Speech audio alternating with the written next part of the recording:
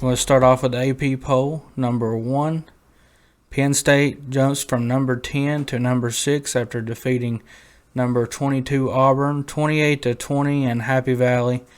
Auburn drops one spot to number 23 after the loss.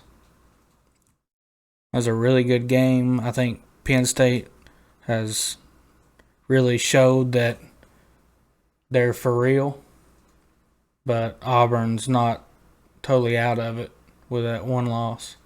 They showed that they were for real, but toward the end of that game, it really felt like the refs were handing that game to Auburn, and Auburn just couldn't get it done. Penn State obviously did. It's just there was a fourth down call. Penn State went for it. They were on fourth down territory, and refs said they were short. And I don't think they were short. Anyways, Auburn just couldn't capitalize on that. Now we'll see how Penn State goes through the rest of the Big Ten schedule. I have Michigan and Ohio State. It looks like their biggest threats. And, Auburn always gives Alabama a game. So Auburn still has a good road in front of them. Number 2, after a not-so-stellar performance and a 14-8 win against Georgia Tech, Clemson falls from number 6 to number 9. Clemson did not cover the spread against Georgia Tech. I don't think Clemson's there. Everybody assumes they are, and like they have been. Yeah, we'll get into that later. That's one of my talking points. I want to get into. We may want to. With the ACC, they may still be there, but there's going to be some other teams that are well above Clemson and in the top 5, top 4. But that's sort of what I want to get into later. This could be the downhill fall for Clemson. Number 3, Ole Miss beats Tulane, the same team that number 4 Oklahoma struggled with, by 40 points. Final score of 61-21, and moves from number 17 to number 13. Ole Miss is for real. Yeah, and they're not getting respected like they are for real. And I'll go ahead and call it. They're off this week, but Lane Kiffin and Ole Miss will go to Tuscaloosa and beat Bama next week. I'll just go ahead and call that shot. Because that's their Super Bowl.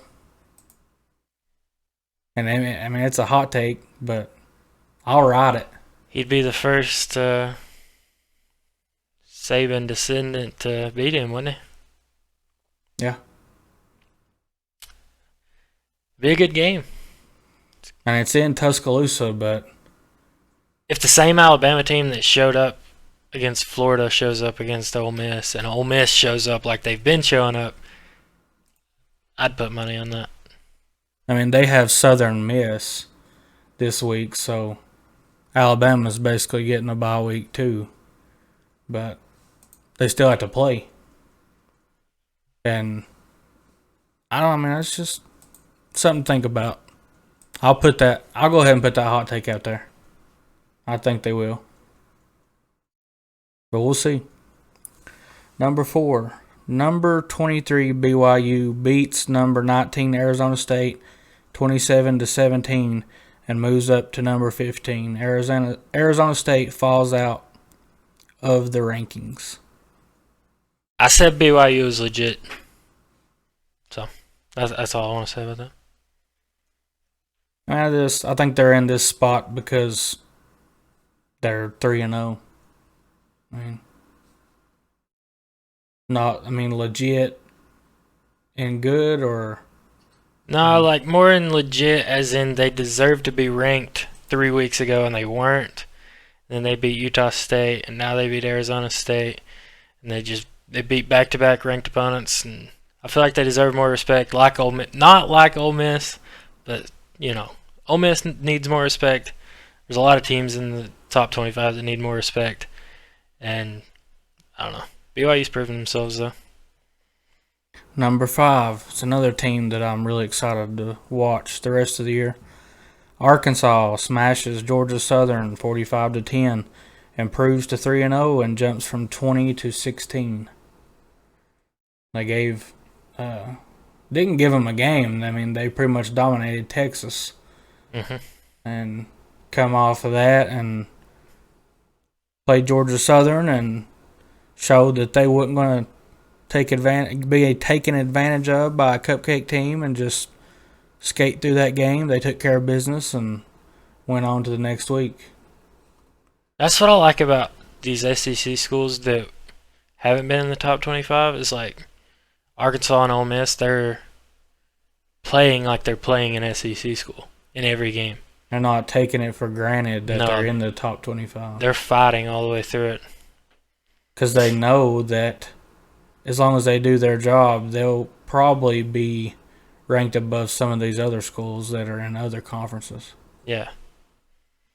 Number 6. Number 25, Michigan beats Northern Illinois 63-10 and moves up to number 19. Who did Michigan beat the week before? It was... How did they get in the top 25? Let me find it. I think it was Central something. They played a bigger team. Washington. Yeah. Washington Huskies. Yeah, Michigan's like always been there. But the big knock with Harbaugh is, can he beat Ohio State?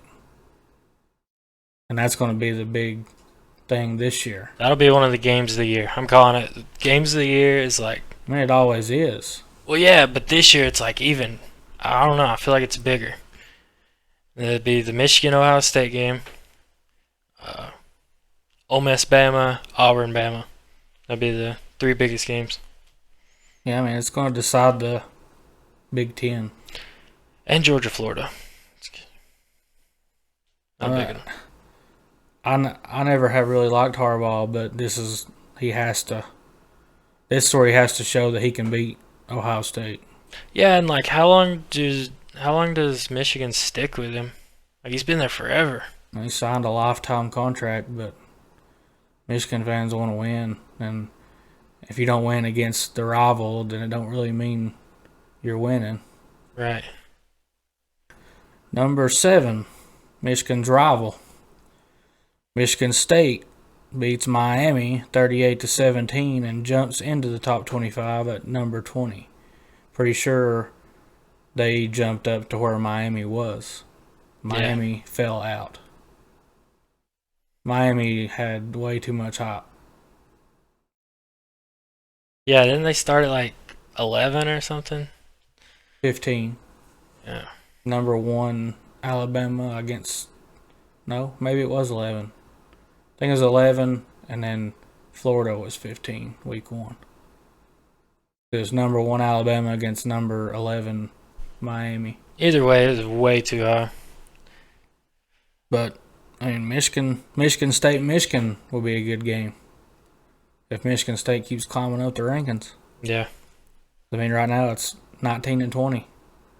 Michigan's 19, Michigan State's 20.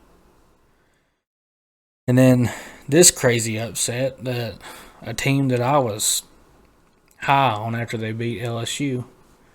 Fresno State upsets number 13 UCLA by a score of 40-37 and enters the top 25 at number 22. UCLA falls from 13 to 24. So Fresno State is at 22. UCLA is now two spots behind them. Yeah, I wasn't going to stay up late enough to watch that game. I didn't watch it, but when I seen the score, I was shocked. Yeah. Those crazy games like that always happen on the West Coast, and you wake up Sunday morning and you look at Twitter and you're like, whoa.